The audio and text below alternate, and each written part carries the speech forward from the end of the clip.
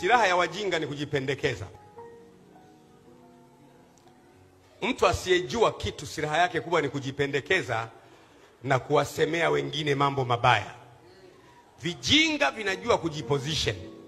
Kana kaa mahali, kana sema tu muangalie Gwajima hivyo, anabongea maono hivyo, muangalie tu. Kenyewe ni kuchongea watu, kwa sababu kajinga. Mwenye uwezo analindwa na uwezo wake.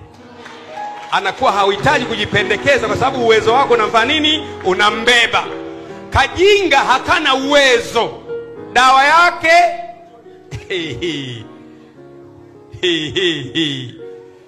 Sasa sijui kama nimeongea sana, lakini mimi nataka kukwambia kuna watu hawana uwezo kabisa. Alafu wewe hapa una uwezo mkubwa mno.